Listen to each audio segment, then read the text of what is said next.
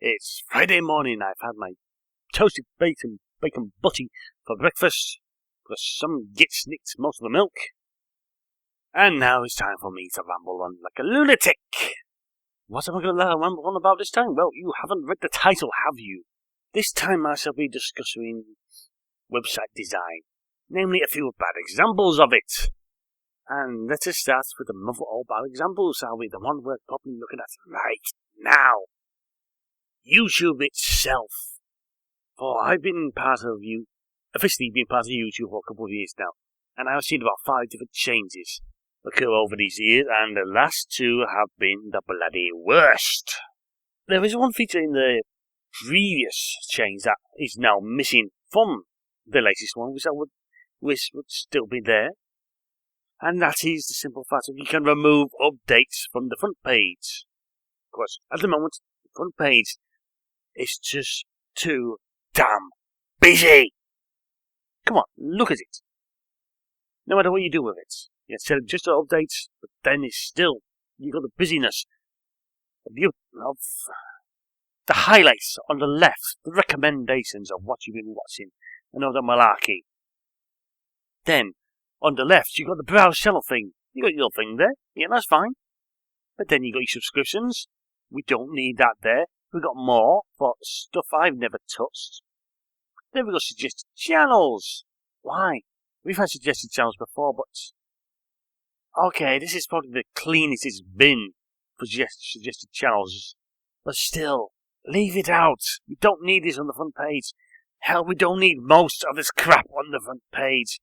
We don't need to see recommended videos. Just leave that for another page. Hell, have another tab set up for recommendations based upon your stuff and the videos you watched and all that malarkey. For the subscriptions, down the middle of it, here is the most cluttered of all. Not only we do have the updates, but we also have the notices that people post up. Yeah, that's fine. But then we get the favourites, the playlist updates, the comments people leave. We don't need to see this.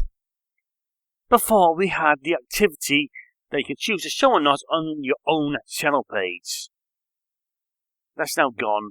It's been banished to the front page and into clutter. It's been some time since the change. Yes, it doesn't look as cluttered as it used to, but still, it can be better. We don't need to see all these updates at once. But this is the problem with the latest set of updates for YouTube. They just seem to cram as much onto the pages as possible.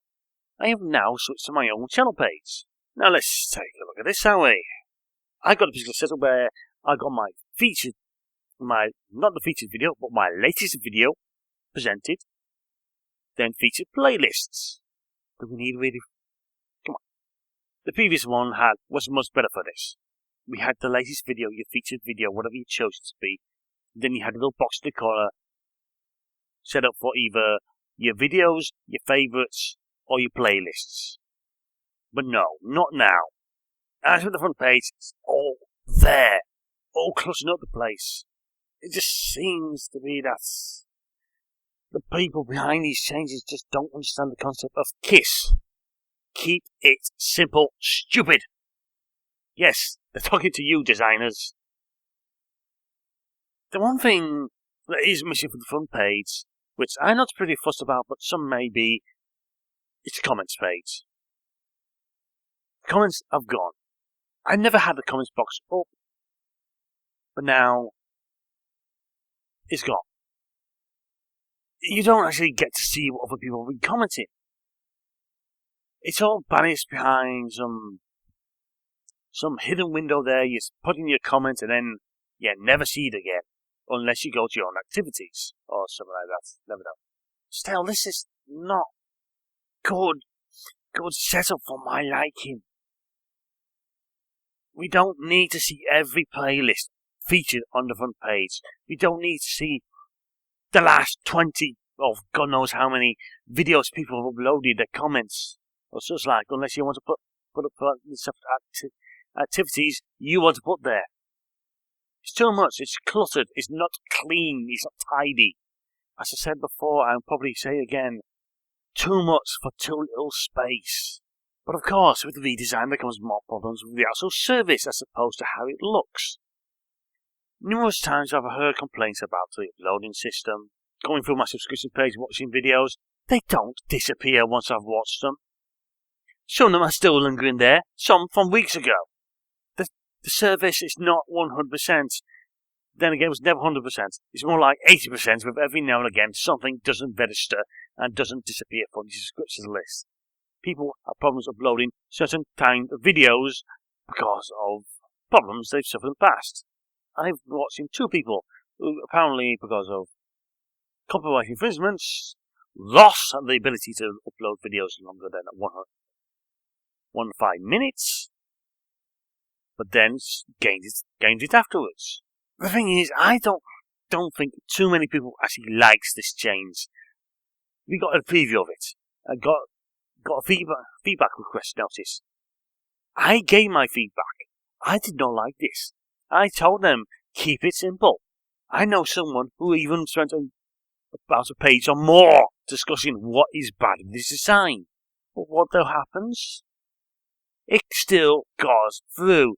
It is an ugly, messy design trying to cram too much onto one bloody page. Come on, designers. Take a look at the past designs. They were clean, they were simple, they showed you what you needed to see.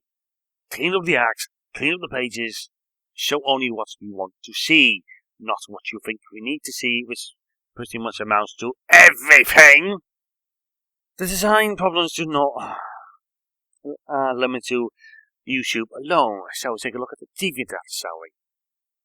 That has gone through about 5 different changes in the last year alone. Some are helpful, some are not, some are introducing features like the stats feature. You can upload your work as previews or stuff to share with limited people, but still have been introduced problems. Uploading doesn't always work. Maybe it's just my own connection working against me here, but I go check my little friends tab, seeing who's online and whatnot. Sometimes I don't get through. It gives me this error that something hasn't worked right.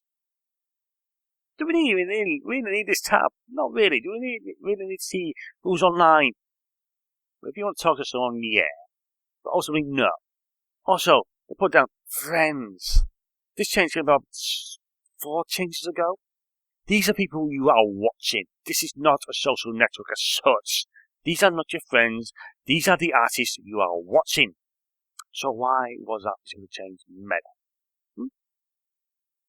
So you're not feeling like a stalker? DeviantArt has its problems with its services. The design isn't too bad, but 3 changes ago they did something to when you're actually looking at the work itself. It takes longer for it to load, and sometimes it doesn't load at all. Sometimes the author's comment, and anything else below doesn't load. All it gets the work, and that's it. And your little error message at the bottom saying, no, sorry, can't reach the rest of it. I'm sorry, this clean up the acts. This is not good. It may work for about 75 to 80% of the time, but it's not particularly good when your service is screwed up now and again. Plus, from what I heard, one of the traditional art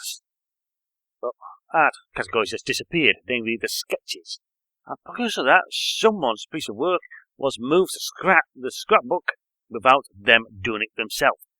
It was someone from DeviantArt doing it. I'm sure that's not nice, and it's not on. Stop mucking around with someone's gallery. They put it there for a reason. Just because it doesn't meet your particular criteria doesn't mean you should be pissing about with it. Now, I've given 2 examples of designs that have hindered either visually or technically. So how about I give a few good examples, shall we?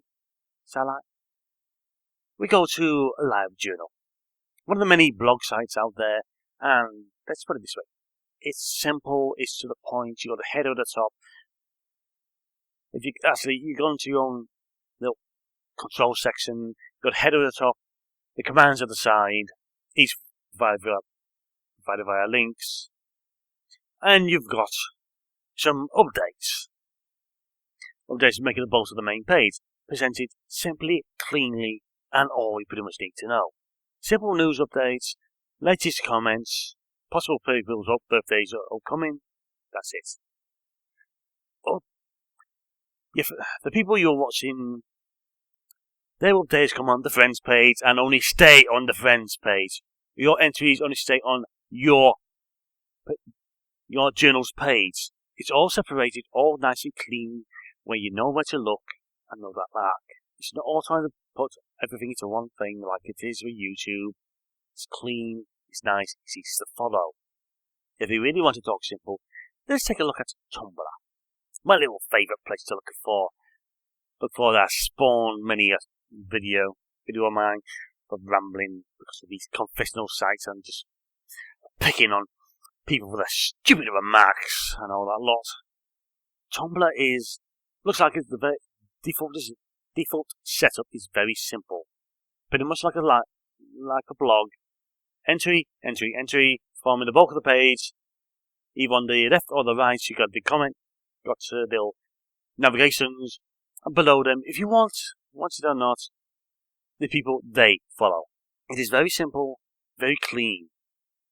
It's pretty much following the LiveJournal blogging basic design. It could almost be a blogging site, except for it's got features which you could really say was taken from the formats where you're able to reblog as such other people's entries.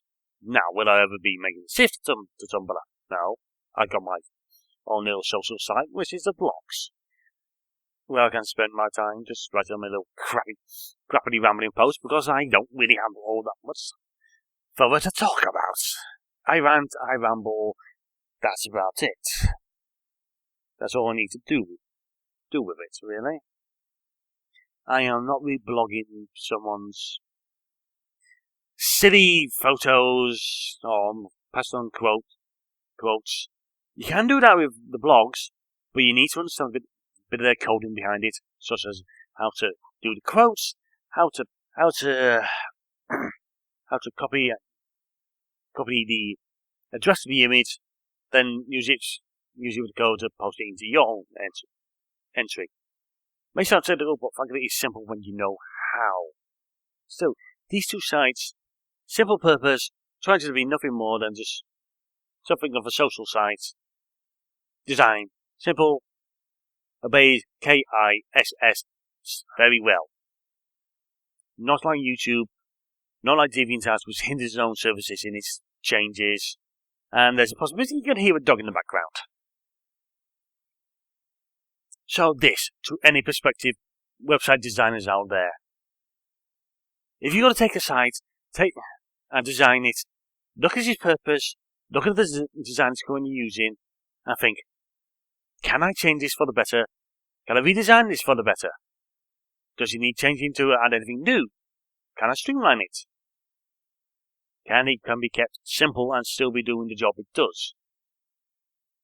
Don't make things overly complex. Don't try shoving too much onto one page. It doesn't work. It just pisses off people. Oh, one quick a dishonourable mention for website design. Facebook. Dear God, I have a love-hate relationship with its redesigns. About 2-3 redesigns ago, it became very uniform. Front page, your page, group pages, all look the same. Before, they had their individual look, their individual layouts. Then they didn't. But then, up to a few months ago, came up the design called timelines. Who the hell thought this was a bloody good design? Because it is not! It's badly designed, you have no idea what's going on the page. There's stuff all over the page. It makes no sense. You want an example of what not to do with a website? Take a look at the Facebook timeline design and never ever come close to repeating it. It's bad design. It's confusing. Now, with that done, bye for now.